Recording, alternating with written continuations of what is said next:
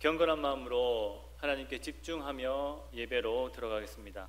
다 함께 하나님 너를 만드시는 분 찬양 드립니다.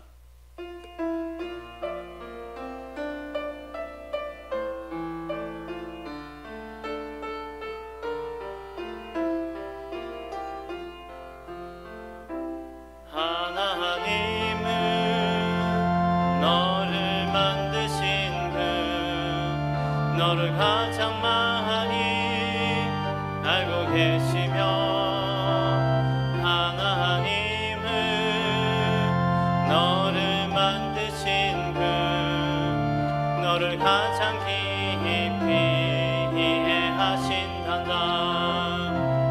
하나님은 너를 지키시는 분 너를 절대 포기하지 않으며 하나님은 너를 지키시는 분 너를 쉬지 않고 지켜보신단다.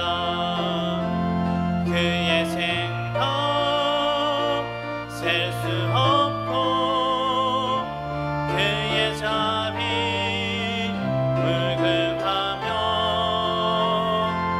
그의 성실 날마다 새롭고 그의 사랑 끝이 없단다.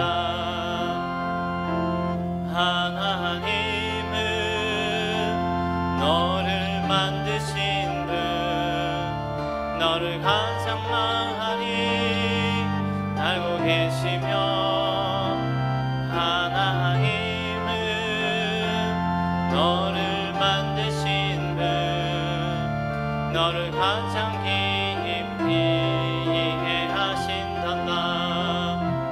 하나님은 너를 지키시는 분 너를 절대 포기하지 않으며 하나님은 너를 지키시는 분 너를 쉬지 않고 지켜보신단다. 그의 생각 셀 수 없고 그의 자비 물금하며 그의 성실 날마다 새롭고 그의 사랑 끝이 없단다. 아멘. 오늘은 성령 강림 절후 14번째 주일입니다. 하나님의 자비와 인애로 인도하심을 감사드리며 지금 이 시간 마음과 뜻과 정성을 다해 예배드리겠습니다. 하나님은 영이시니 예배하는 자가 영과 진리로 예배할지니라. 아멘.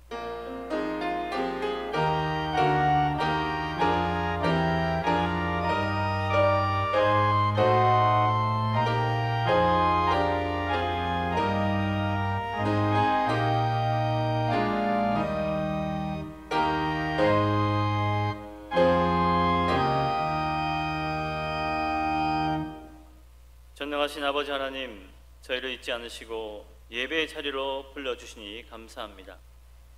오늘의 예배가 주님이 기뻐 춤추시는 예배 되게 하시고 어둠의 권세가 틈타지 않게 지켜주시며 성령께서 일하시는 예배 되게 하옵소서. 거룩하신 하나님, 한 주를 뒤돌아볼 때 하나님의 주권을 인정하고 살았는지 뒤돌아보며 우리의 허물을 벗습니다.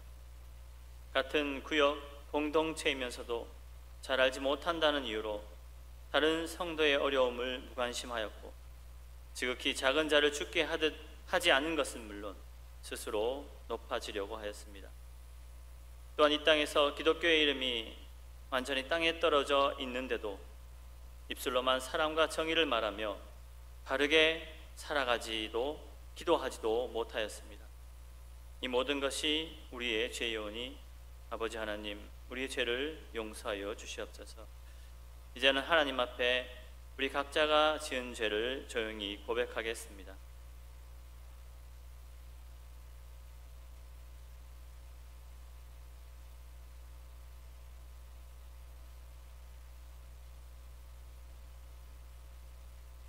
너의 죄가 주홍 같을지라도 눈과 같이 희어질 것이요 진홍같이 붉을지라도 양털같이 희게 되리라. 아멘. 우리의 죄를 용서해 주심을 감사드리며 교회와 우리 성도들은 물론 이 땅의 모든 이들이 어려움을 이겨내고 하나님이 원하시는 평등과 아름다운 삶을 살아갈 수 있도록 성령님이여 역사하여 주시옵소서. 모든 기도 우리의 생명과 소망 되시는 예수 그리스도의 이름으로 기도드립니다. 아멘. 나는 전능하신 아버지 하나님 천지의 창조주를 믿습니다. 나는 그의 유일하신 아들 우리 주 예수 그리스도를 믿습니다.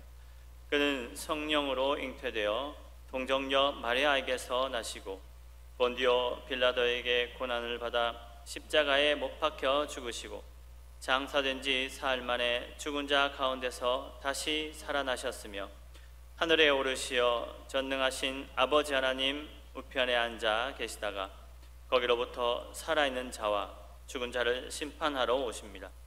나는 성령을 믿으며 거룩한 공교회와 성도의 교제와 죄를 용서받는 것과 몸의 부활과 영생을 믿습니다. 아멘. 성시 34번 시편 81편 다 같이 교독하시겠습니다.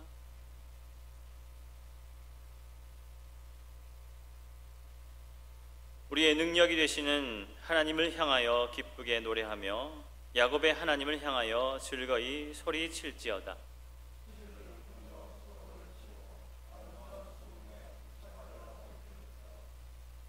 초하루와 보름과 우리의 명절에 나팔을 불지어다.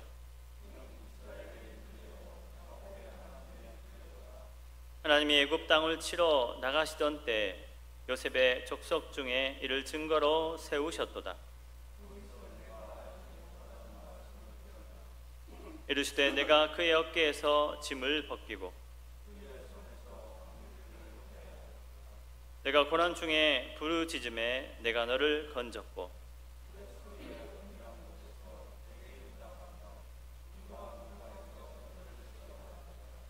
내 백성이여 들으라. 내가 내게 증언하리라.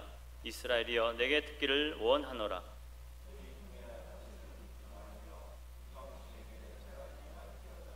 나는 너를 애굽 땅에서 인도하여 낸 여호와 내 하나님이니 내 입을 크게 열라. 내가 채우리라 하셨으나 내 백성이 내 소리를 듣지 아니하며 이스라엘 나를 원하지.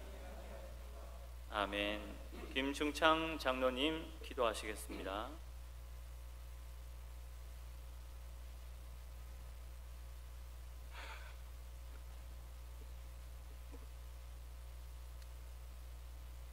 전능하신 아버지 하나님,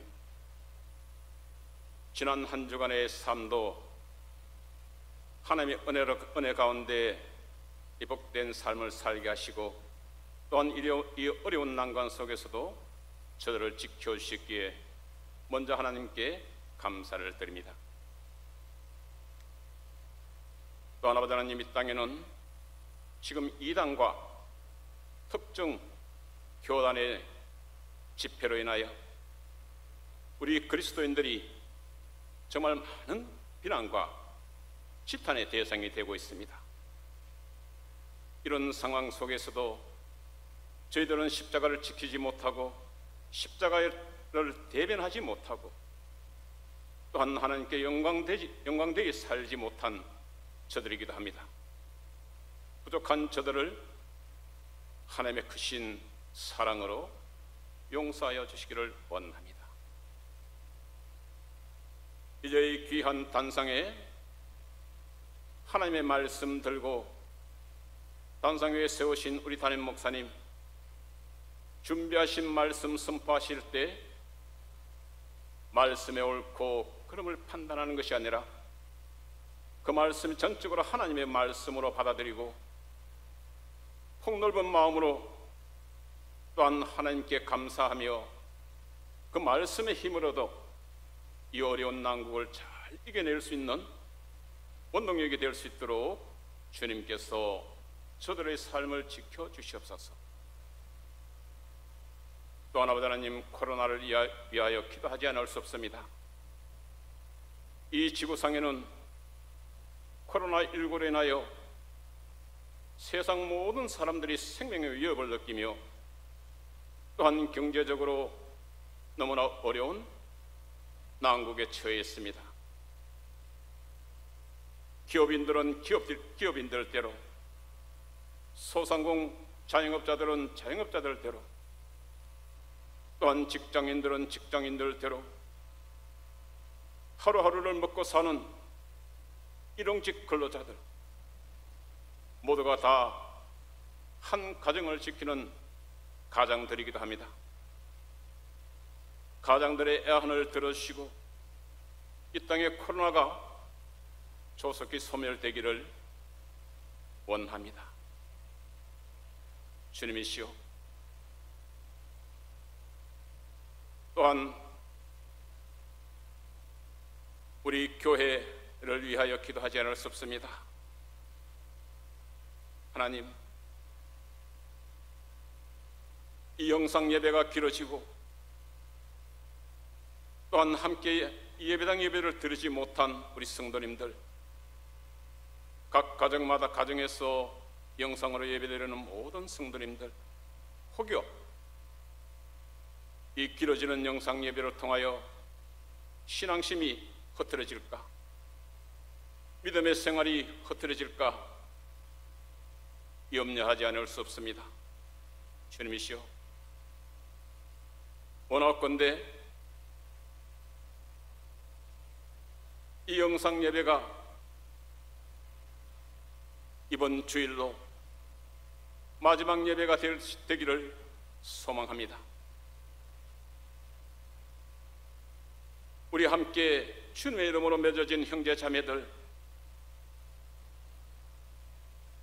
이 제단에서 함께 예배드리며 또한 서로의 안부를 묻고 친교를 나누며 온전한 주일 성수를 할 수 있는 예배가 될 수 있도록 주님께서 은혜를 베풀어 주옵소서. 또한 아버지 하나님, 우리 젊은 청년들의 앞길을 또 열어주시고 또한 질고로 인하여 아픔을 느끼는 환우들, 간절한 그들의 기도도 들어주시고 성령께서 그들의 아픈 부위를 어루만져 주셔서 깨끗이 나음 받는 이런 은혜도 베풀어 주시옵소서. 우리 효목 조항교를 섬기는 모든 성도님들 모두 건강하기를 원하고 함께 예배하는 그 시간을 조속히 이루어지기를 원하오며 살아계셔서 역사하시는 예수 그리스도 이름으로 기도하옵나이다. 아멘. 하늘에 계신 우리 아버지, 아버지의 이름을 거룩하게 하시며 아버지의 나라가 오게 하시며 아버지의 뜻이 하늘에서와 같이 땅에서도 이루어지게 하소서. 오늘 우리에게 이러한 양식을 주시고 우리가 우리에게 잘못한 사람을 용서하여 준 것 같이 우리 죄를 용서하여 주시고 우리를 시험에 빠지지 않게 하시고 악에서 구하소서. 나라와 권능과 영광이 영원히 아버지 것입니다. 아멘.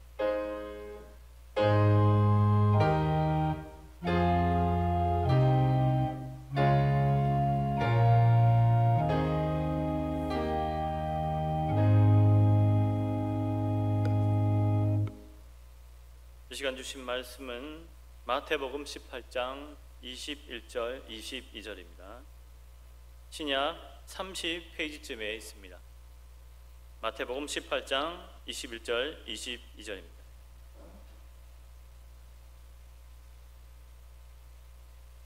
그때 베드로가 나와 이르되 주여, 형제가 내게 죄를 범하면 몇 번이고 용서하여 주리이까? 7번까지 하오리이까? 예수께서 이르시되 내게 이르노니 7번뿐 아니라 7번을 70번까지라도 할지니라. 아멘. 할렐루야. 하나님이 우리와 함께 하십니다. 하나님이 우리를 도우십니다. 그 하나님의 손을 붙들고 하루하루 승리하며 살아가는 저와 여러분 되시기 바랍니다. 기도하겠습니다. 하나님 아버지, 거룩한 주일 주님 앞에 섰사오니 우리의 마음, 우리 믿음을 주님 받아 주시옵소서. 말씀 앞에 섰사오니 하나님의 말씀으로 위로하여 주시고 용기 주시며 담대함을 주시며 주신 말씀 붙들고 온전히 순종하여 하나님의 복을 받아 누리는 우리 성도들 다 되게 하여 주시옵소서. 예수님의 이름으로 기도하옵나이다. 아멘. 신약 성경의 첫 번째 책인 마태복음은 유대인들을 위해서 기록된 책입니다. 이 마태복음에는 예수님의 5편의 설교가 있습니다. 5장부터 7장에 이어지는 그 유명한 산상수훈이 있습니다. 10장에는 예수님께서 제자들을 이 세상에 전도자로 보내시면서 하신 파송 설교가 있습니다. 13장에는 천국 비유 말씀이 있습니다. 24장과 25장에는 예수님께서 이 세상의 마지막을 얘기하시는 종말 설교입니다. 그리고 오늘 본문이 포함된 이 마태복음 18장은 교회 공동체를 위해서 주시는 하나님의 말씀입니다. 특별히 교회 공동체에서 대인 관계를 위한 말씀, 믿는 사람들 간의 인간 관계에 대한 말씀입니다. 여러분, 권징이란 말 들어보셨습니까? 권징. 한자말로 하면 권할 권, 징계할 징입니다. 이 권징은 총회 헌법에 나오는 용어입니다. 교회의 여러 규정들을 위반하여 범죄한 교인을 권고하고 징계하는 것입니다. 이 권징은 매를 드는 것입니다. 범죄한 내용에 따라서 벌이 주어지는데 그것을 책벌이라고 합니다. 책벌. 책벌의 종류는 다양합니다. 견책이라는 게 있습니다. 죄를 꾸짖는 겁니다. 근신, 이 근신은 2개월 이상 6개월 이내의 기간에 죄과에 대해서 반성문을 적어내는 것입니다. 수찬정지라는 것이 있습니다. 수찬정지, 6개월 이상 1년 이내에 교회에서 베풀어지는 성찬에 참여하지 못하는 것입니다. 출교가 있습니다. 교인 명부에서 제명하여 교회 출석을 금지시키는 것입니다. 이것 외에도 책벌이 참 많습니다. 이런 책벌을 한 번이라도 받지 않은 교인들을 무흠 세례교인이다, 그렇게 부르는 겁니다. 흠이 없는 세례교인. 저는요 무흠 세례교인입니다. 예, 흠이 없는 세례교인이에요. 우리 교인 대부분은 다 무흠 세례교인입니다. 오늘 우리가 봉독한 본문 앞에 보면 권징에 대한 얘기가 나옵니다. 15절은 이렇게 시작합니다. 내 형제가 범죄하거든. 교회에서 죄를 범한 교인에 대해서 어떻게 해야 하는가? 예수님께서 그 말씀을 하시는 겁니다. 여러분, 성도는 완전한 의인이 아닙니다. 성도는 회개한 죄인일 뿐입니다. 회개하여 영혼의 구원은 받았지만 여전히 그 속에 죄성이 있습니다. 그래서 그 죄성을 잘 다스리지 못하면 죄를 짓게 됩니다. 죄를 범할 수 있습니다. 언제라도 악해질 수 있다는 것입니다. 이것을 잘 아셔야 됩니다. 그래서 예수님께서 교우에게 죄를 범한 교인을 어떻게 권면할 것인지 말씀하시는 겁니다. 첫 단계는 피해를 받은 사람이 그 죄를 드러나지 않고 혼자 그 죄 지은 사람을 찾아가서 그에게 권면을 하는 겁니다. 아무도 모르게, 자기만 알잖아요. 그래서 죄 지은 사람을 찾아가서 권면하는 거예요. 그런데 그 말을 듣지 않으면 두 번째 단계로 나가야 됩니다. 두세 사람의 증인을 데리고 그를 찾아갑니다. 그래서 그를 권면하는 거예요. 증인을 세워서 권면하는 겁니다. 그런데 그러한 명백한 증인마저도 인정하지 않고 거부하면 세 번째 단계로 가야 합니다. 이제는 교회에 공식적으로 그 죄를 알리고 증거를 제시합니다. 교회가 그것을 받아들이면 교회의 치리기관에서 그를 권징해야 합니다. 예수님께서 이렇게 말씀하십니다. 우리 17절의 말씀 함께 봅니다. 만일 그들의 말도 듣지 않거든 교회의 말하고 교회의 말도 듣지 않거든 이방인과 세리와 같이 여기라. 교회의 말을 듣지 않으면 출교시키라는 겁니다. 예수님의 이 말씀이 여러분 좀 과한 것 같지요? 그런데 이 출교는 회개를 위한 출교입니다.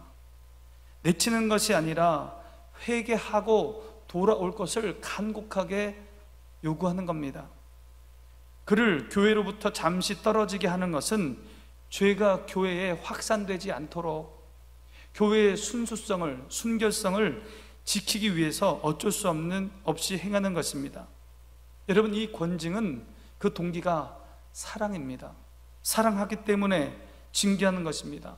바르게 되라고 징계하는 것입니다. 구약에 보면요, 하나님께서 이스라엘 백성들을 많이 징계하십니다. 그들에게 많은 책벌을 가하십니다. 왜 그렇습니까? 이스라엘 백성을 사랑하시기 때문에. 이스라엘 백성은 자신의 자녀이기 때문입니다. 하나님께서 죄를 범한 다윗을 책망하셨습니다. 무섭게 책망하셨습니다. 엄하게 징계하셨습니다. 범죄 가운데 얻은 그 갓난 아들을 하나님이 데려가셨습니다. 왜 그러셨습니까? 다윗을 사랑했기 때문에. 다윗은 하나님이 사랑하시는 아들이었기 때문입니다. 히브리서 12장 6절입니다. 주께서 그 사랑하시는 자를 징계하시고 그를 받으시는 아들마다 채찍질 하심이니라. 주께서 사랑하는 자를 채찍질 하시고 그 아들을 징계하신다고 얘기하십니다. 히브리서 12장 8절입니다. 징계는 다 받는 것이오늘 너희에게 없으면 사생자요 참 아들이 아니니라. 참 아들이기에 징계를 받는 것입니다. 사랑하기에 징계하고 사랑하기에 매도 드는 것입니다. 바르게 되라고 징계하는 것입니다. 그러므로 성숙한 신앙인은 매도 맞을 줄 아는 성도입니다. 권면과 책망도 받을 줄 아는 사람이 성숙한 성도입니다. 유명한 조만식 장로님의 일화가 있습니다. 이 조만식 장로님이 심우하던 교회는 산정현 교회였습니다. 그 산정현 교회 담임 목사님이 누구였냐?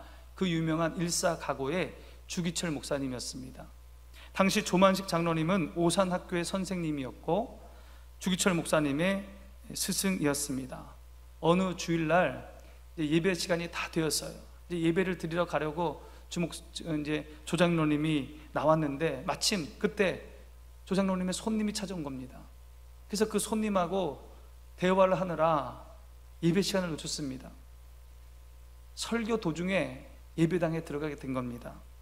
설교를 하던 주 목사님은 늦게 들어오는 조 장로님에게 장로님, 오늘은 의자에 앉지 마시고 뒤에 서서 예배를 드리십시오. 그렇게 얘기했습니다. 옛 스승인 나이 많은 장로님에게 참으로 가혹한 처사였습니다. 그러나 그 조 장로님은 그 말씀대로 순종했습니다. 설교를 마친 주 목사님은 조 장로님에게 기도를 부탁했습니다. 조 장로님께서 이렇게 기도를 했습니다. 하나님 아버지, 이 죄인을 용서하여 주옵소서. 애국 운동한다고 사람을 만나다가 하나님 만나는 예배 시간에 늦었습니다. 목사님이 얼마나 마음 아프시면 설교하다 말고 이토록 책망하셨겠습니까? 하나님의 종을 마음 아프게 한 죄를 사하여 주옵소서. 은혜스러운 설교를 듣던 성도들이 은혜 받는 것을 방해한 죄를 용서하여 주옵소서. 그렇게 눈물로 기도했습니다. 주 목사님도 온 교우도 함께 울었습니다. 사람들은 이렇게 그들을 칭송했습니다. 과연 그 스승의 그 제자요, 그 목사의 그 장로로다.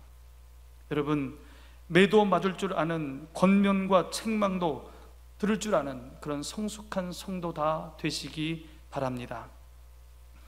징계가 사랑의 표현이라고 했습니다. 사랑의 또 다른 표현이 있습니다. 용서입니다. 용서. 예수님은 교회 공동체를 향한 설교 말씀을 하시면서 이 징계에 대해서 말씀하셨습니다. 그리고 연이어서 용서에 대한 말씀을 하시는 겁니다. 오늘 우리가 봉독한 말씀입니다.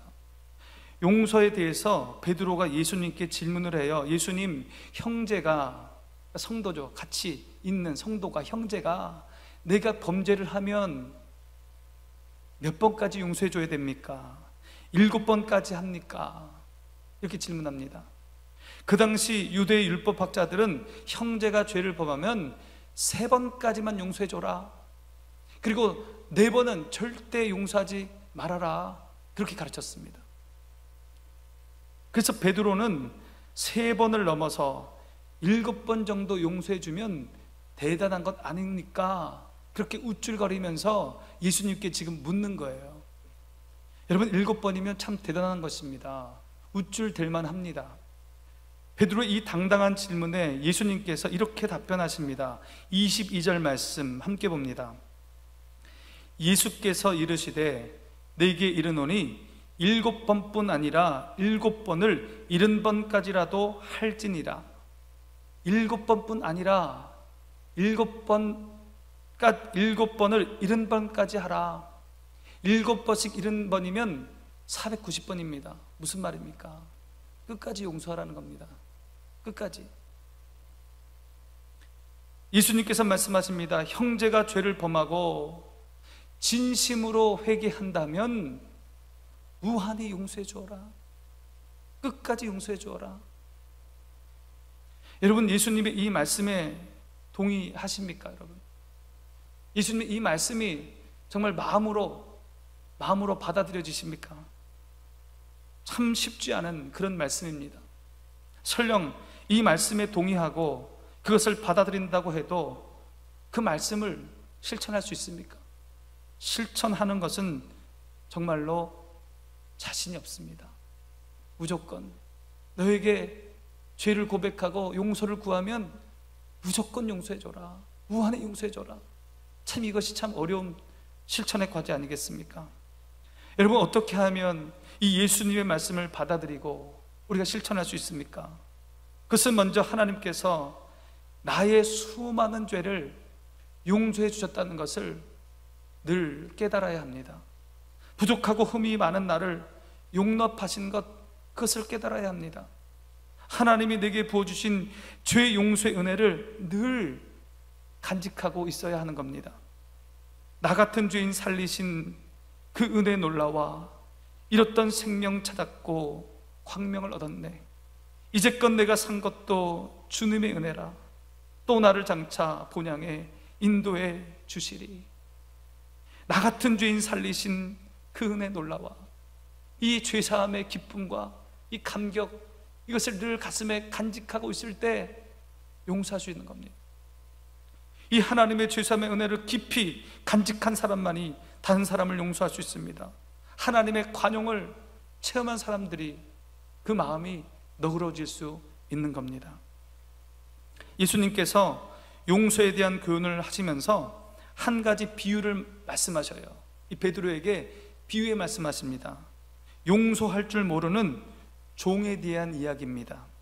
어떤 나라에 그 나라 임금에게 1만 달란트 빚진 자가 있습니다. 이 1만 달란트가요, 엄청 큰 돈이에요. 그러니까 우리 돈으로 하면 수조 원에 해당하는 돈입니다, 여러분. 임금에게 수조 원을 빌렸다는 거 참 상상하지 못하는 일이죠. 때가 되어서 임금은 그 종에게 빚을 갚으라고 독촉을 합니다. 너의 몸과 너의 아내와 너의 자식들과 너가 가진 모든 재산을 다 팔아서 갚으라는 겁니다. 갚으라는 거예요.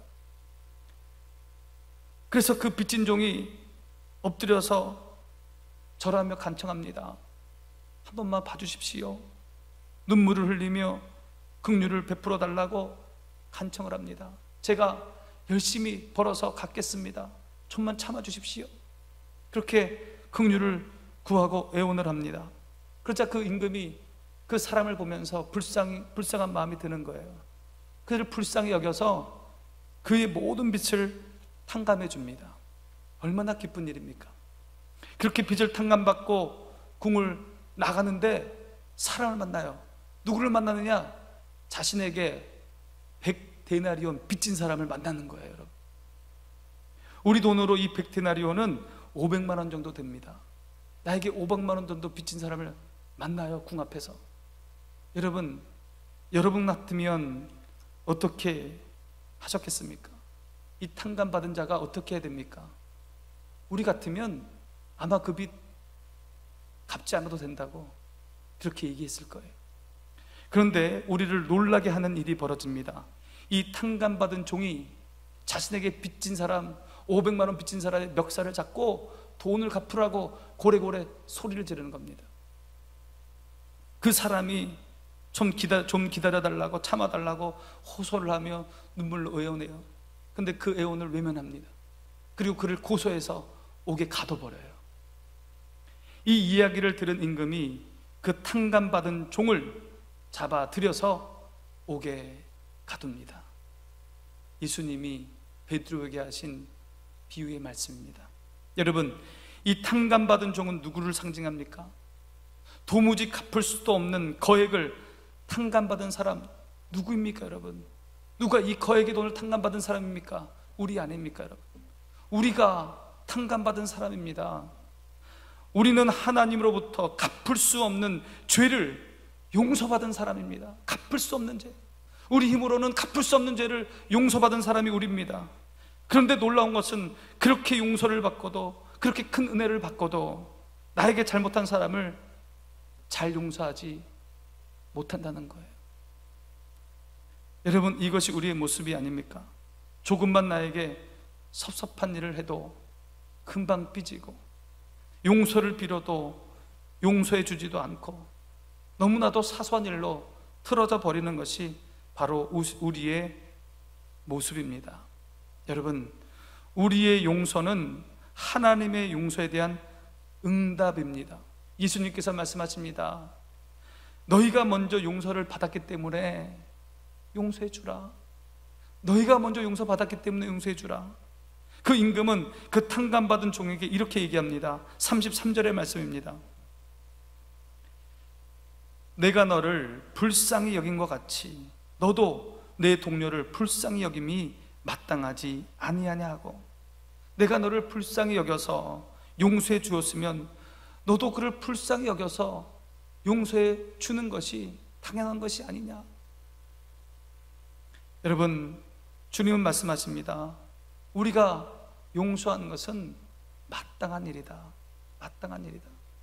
그렇게 말씀하십니다. 이 탕감받은 종은 왕의 탕감 자체를 무의미하고 무익한 것으로, 무가치한 것으로 그렇게 만들어버렸습니다. 아무리 많은 것을 탕감받았는데 본인이 용서하지 않으므로 그 모든 것이 무가치한 것이 되어버렸다는 것입니다. 우리가 우리에게 잘못한 사람을 용서하지 않는다면 긍휼이 풍성하여 우리를 용서하신 그 하나님의 용서를 무의미하고 무익하고 무가치한 것으로 만드는 것입니다. 여러분, 용서함을 통하여 하나님의 용서하심을 빛나게 하는 저와 여러분 되시기 바랍니다. 용서함을 통하여 하나님께 영광을 돌리시기 바랍니다. 사랑의 다른 말은 용서입니다. 사랑은 허다한 죄를 덮습니다. 베드로전서 4장 8절입니다. 무엇보다도 뜨겁게 서로 사랑할지니 사랑은 허다한 죄를 덮느니라. 여러분, 사랑은 모든 허물을 가립니다. 잠언 10장 12절입니다. 미움은 다툼을 일으켜도 사랑은 모든 허물을 가리느니라. 사랑에 기초한 용서와 관용이 죄를 덮고 허물을 가립니다.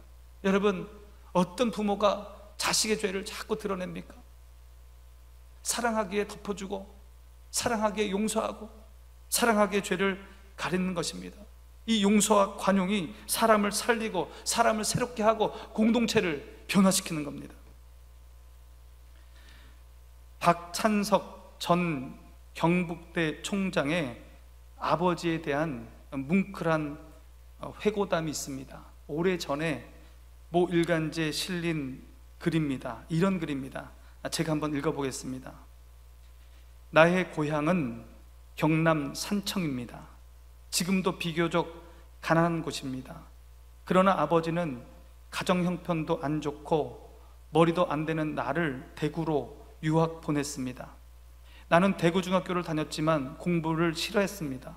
그 결과 1학년 여름방학 때 받아본 성적표는 68명 중 꼴찌인 68등이었습니다. 이 성적표를 들고 고향으로 향하면서 어린 마음에도 아버지를 생각하면 그 성적표를 내밀 자신이 없었습니다. 당신이 공부 못한 한을 자식을 통해 풀고자 했는데 꼴찌라니. 끼니도 제대로 잊지 못하면서 아들을 중학교에 보내신 아버지를 생각하면 그냥 있을 수만은 없었습니다. 잉크로 기록된 성적표의 석차를 1등으로 고쳐 아버지에게 보여드렸습니다. 아버지와 어머니는 보통 학교도 다니지 않았기 때문에 내가 고친 성적표를 알아차리지 못하셨습니다. 참으로 다행한 일이었습니다. 대구로 유학 간 아들이 돌아왔다는 소식을 들은 친지들이 집으로 몰려왔습니다. 내 성적을 궁금해하는 친지들에게 아버지가 말씀하셨습니다. 앞으로 봐야지. 이번에는 1등 했는가배. 그랬더니 친지들은 명순이가 자식 하나는 잘 뒀어. 이 명순이가 아버지예요. 명순이가 자식 하나는 잘 뒀어. 1등을 했으니 책거리를 해야지. 당시 아버지는 처가살이를 했고 우리 집은 동네에서 가장 가난했습니다. 이튿날 강에서 멱을 감고 돌아오니 아버지는 한 마리뿐인 돼지를 잡아 동네 사람을 모아놓고 잔치를 열었습니다. 그 돼지는 우리 집 재산 목록 1호였습니다. 기가 막힌 일이었습니다. 아버지를 불렀지만 다음 말을 이을 수가 없었습니다. 그리고 집을 뛰쳐나왔습니다. 뒤에서 나를 부르는 소리가 들렸습니다.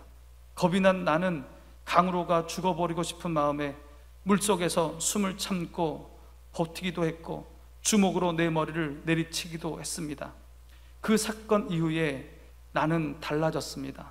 항상 그 일이 머리에 떠올랐기 때문입니다. 그로부터 17년 후 나는 대학 교수가 되었습니다.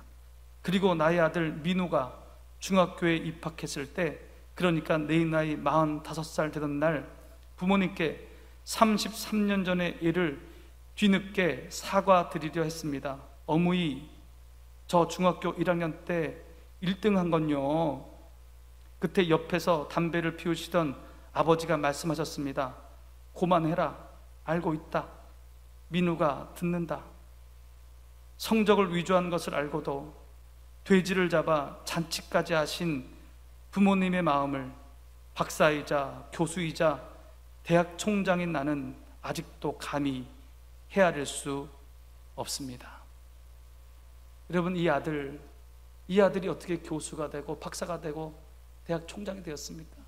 그 아버지가 용서해주고 덮어주고 모른 척했기에 사람이 변화되어지고 아들이 변화되어지고 아들이 새 사람 된 것입니다. 우리를 향한 하나님의 사랑과 용서가 우리 이렇게 여기까지 인도하시고 여기까지 이만큼 우리를 변화시키지 않았습니까? 그런 우리에게 하나님은 용서하는 삶을 살라고 그렇게 말씀하십니다. 우리의 용서를 통해서 사람이 변화되어지고 교회 공동체가 새롭게 변화되기를 소망합니다. 그런데 여러분, 이웃에 대한 용서는 남을 위하기에 앞서 나를 위한 것입니다. 용서는 나를 위한 것입니다. 여러분, 누구 한번 미워해 보시기 바랍니다. 복수심을 한번 품어보시기 바랍니다. 밤에 잠이 오던가요, 여러분? 내 마음에 미움이 있고 복수심이 있으면요, 피가 끓어오릅니다. 밤에 잠을 못 자요. 용서를 통해서 나를 미움에서 복수심에서 자유하게 해야 합니다. 나를 해방시켜주는 겁니다, 용서는. 레오나르도 다빈치가 최후의 만찬을 그리지 않았습니까? 최후의 만찬 작품을 시작하기 전에 동료 화가와 격렬한 논쟁을 했다고 합니다. 그래서 분개한 나머지 그 최후 만찬에서 가롯 유다를 그리는데 그 동료의 얼굴을 그 가롯 유다 얼굴로 그렇게 그렸다는 거예요. 복수한다는 마음으로. 그런데 그렇게 가룟 유다를 그리고 나서 그 다음에 예수님의 얼굴을 그리는데 그려지지가 않는다는 거예요. 예수님의 얼굴이, 그 평안한 얼굴이 그려지지가 않는 겁니다. 그 마음에 분노와 복수심이 있는데 예수님의 그 평안한 얼굴이 그려지겠습니까? 그래서 가룟 유다의 얼굴을 지우고 다시 시작해서 그 작품을 완성했다고 합니다. 여러분, 용서를 통해서 나 자신을 놓아 주어야 합니다. 미움에서, 복수심에서 나를 해방시켜야 합니다. 그리고 난 그 다음에 주님이 주시는 평강이 임하는 것입니다. 우리가 다른 사람을 용서한다는 것은 상대방의 잘못을 없던 일로 한다든지 잊어버린다든지 원상태로 돌려놓는다는 의미가 아닙니다. 분명히 손해가 있고 상처가 있고 아픔이 있더라도 그럼에도 불구하고 더 이상 상대방을 그 실수와 아픔과 원한에 묶어놓지 않고 해방시켜주는 것을 의미하는 겁니다. 용서는요, 상대방을 해방시켜주는 거예요. 뿐만 아니라 우리 자신도 미움과 복수심으로부터 자유케 되는 것을 의미합니다. 여러분, 완벽하게 결함 없는 삶을 사는 사람은 이 세상에 아무도 없습니다. 가장 존경할 만한 사람의 삶에서도 몇 가지 흠을 찾아내는 것은 너무도 쉬운 일입니다. 그러므로 너그러운 눈으로 이웃을 바라보시기 바랍니다. 너그러운 눈으로 교우들을 바라보시기 바랍니다. 교회는 완전한 사람들이 모인 곳이 아닙니다. 교회는 용서받은 사람들이 모인 곳입니다. 그러므로 우리 교회는 예수님의 교훈과 본을 따라서 서로서로 더욱더 품어주고 덮어주고 용서하는 아름다운 공동체가 되기를 소망합니다.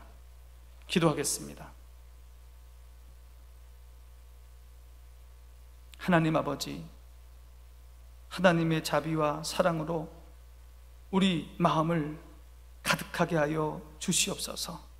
그래서 넉넉한 마음, 너그러운 마음, 용서할 수 있는 마음이 있게 하여 주시옵소서. 그래서 우리 교회가 아름다운 사랑의 공동체 되게 하여 주시옵소서. 예수님의 이름으로 기도하옵나이다. 다 같이 찬양하시면서 예물 드리겠습니다.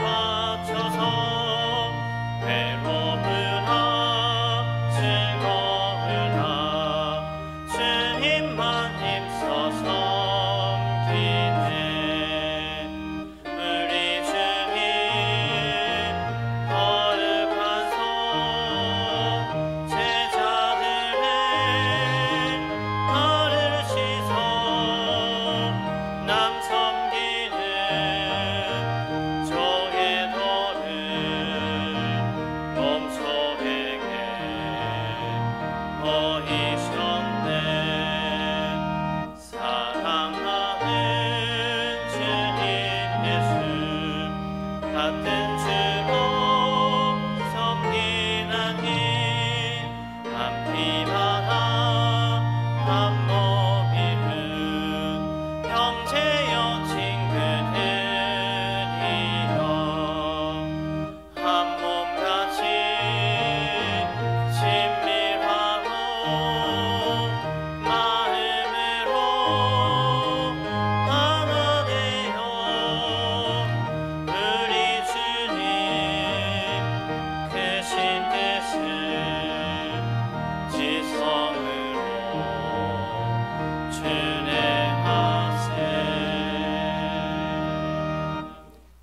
하나님 아버지, 힘든 가운데서도 지난 한 주간 우리를 구름 기둥으로 불 기둥으로 인도해 주시니 감사합니다.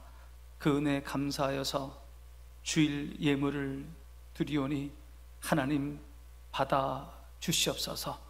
드리는 손길 위에 하나님의 은혜가 임하게 하여 주시옵소서. 우리 가정의 일터의 자녀들에게 감사할 일이 있어 감사 예물을 드리오니 더 많은 감사할 일들이 우리 자녀들 가운데, 가정의 일터 가운데 있게 하여 주시옵소서.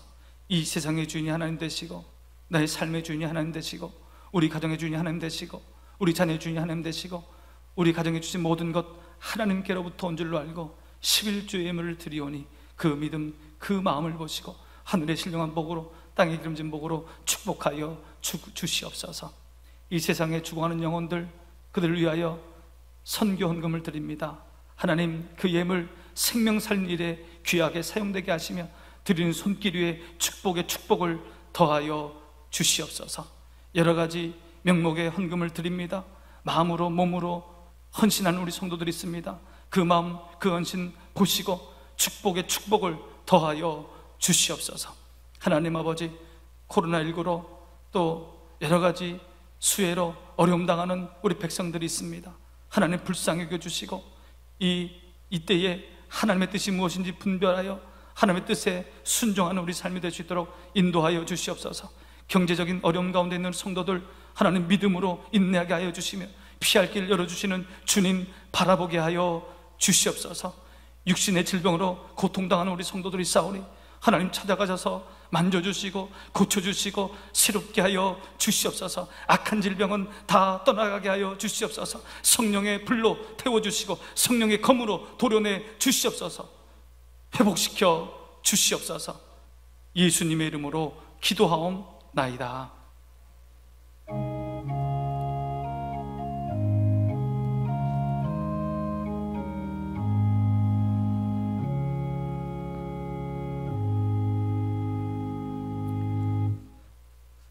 우리 교회는 정부의 방역 준칙을 잘 지키며 코로나19에 대응을 하고 있습니다.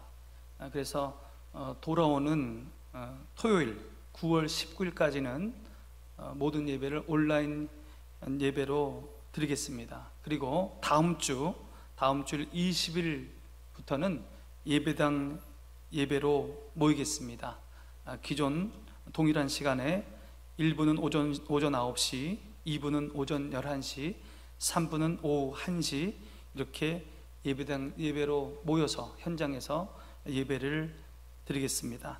또 유치부와 또 청년부 교회학교 예배도 다음 주일 20일에 모두 예배당에서 예배를 드립니다. 그렇게 교회학교에서도 준비해 주시면 감사하겠습니다. 장학금 수여식이 다음 주 일부 예배 때 있습니다. 준비해 주시면 감사하겠습니다. 입교 세례식이 10월 11일 일부 예배 때 있습니다. 신청은 9월 20일까지 신청해 주시면 되겠습니다. 우리 구역장님과 또 우리 교회학교에서 해당되는 분들을 잘 권면하셔서 입교 세례식에 참여해 주시면 감사하겠습니다. 입원하신 분이 계십니다. 문호회 은퇴 권사님, 오늘 칠곡 경북대학교 병원에 입원하셨습니다. 내일 월요일 대장암 수술을 받게 됩니다. 여러분 한 마음으로 기도해 주시기 바랍니다. 수술이 잘 될 수 있도록 우리 의료진들의 손을 붙들어 달라고 기도하시고 속히 회복될 수 있도록 그렇게 문호회 권사님을 위해서 기도해 주시기 바랍니다.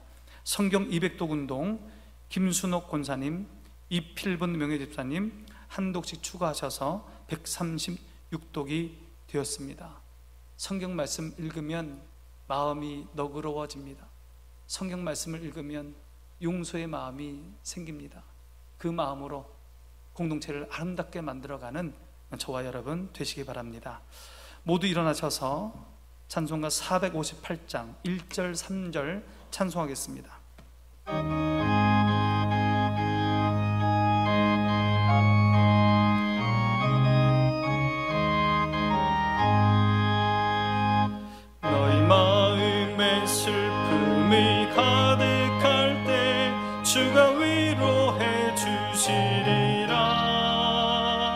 아침 해같이 빛나는 마음으로 너 십자가 지고 가라. 참 기쁜 마음으로 십자가 지고 가라. 내가 기쁘게 십자가 지고 가며 슬픈 마음이 위로받네. 내가 맡은 일 성실히 행할 때에 주님 앞에서 상 받으리. 주가 베푸신 은혜를 감사하며 너 십자가 지고 가라. 참 기쁜 마음으로 십자가 지고 가라. 내가 기쁘게 십자가 지고 가며 슬픈 마음이 위로받네. 이제는 우리 주 예수 그리스도의 은혜와 하나님의 사랑과 성령의 교통하심이 하나님의 자비의 마음을 가슴에 품고 용서하는 사람 되어서 교회의 공동체를 사랑의 공동체로 만들기 원하는 우리 성도들과 효목중앙교회와 이 나라 이민족 위에 이제부터 영원토록 함께 하시기를 간절히 축원하옵나이다.